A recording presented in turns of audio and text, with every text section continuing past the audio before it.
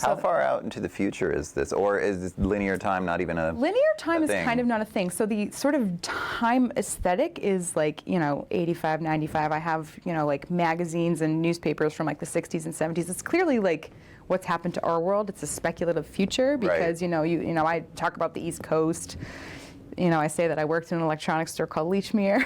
Like there's like placement, but it's retro-futuristic in a way. And as I was developing it, I thought I don't really want to put an exact date on it, because if you look at the social issues, or if I think about the social issues that are, I'm sort of addressing in this, they've been around for a long, around for a long time, and they're still here. You know what I mean? I was just listening to a story last night about like modern day slavery and just, like human trafficking, and I'm like, like a lot of things haven't changed. They've just been like disguised and redesigned in a way.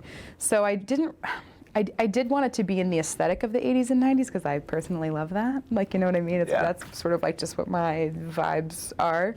But it was also in a way of like not really being able to pinpoint when this may have happened, So in that way, the timing is a little ambiguous. Yeah. Yeah.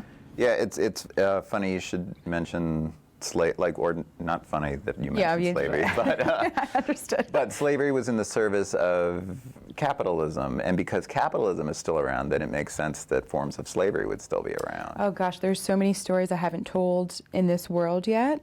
For example, there's a whole class of people where their job is an ultra womb, and you're in, I think this is a little Handmaid's Tale, as with any sort of like dystopian sci-fi thing, you like kind of touch on the tropes. Yeah, you're pulling different, remix them together. Exactly. There's an ultra womb job essentially, but you become property of the ultra, and like if you become not useful in that realm, then you might be detained and your options discussed with you, which is sort of the verbiage I use whenever there's something like, oh, you're maybe not someone who's going to stay here, or it's like, where are all the people of color?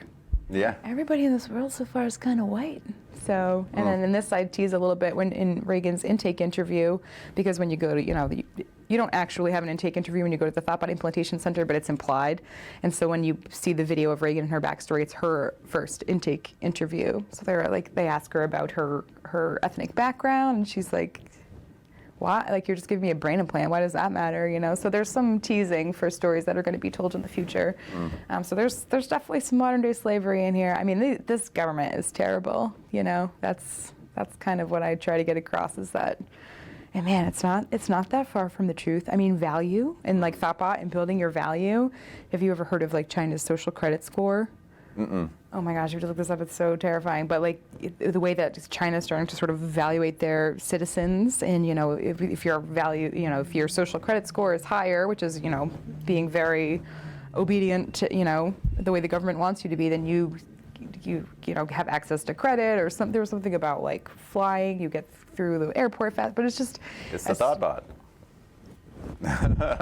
Yeah. Sounds a little like the ThotBot.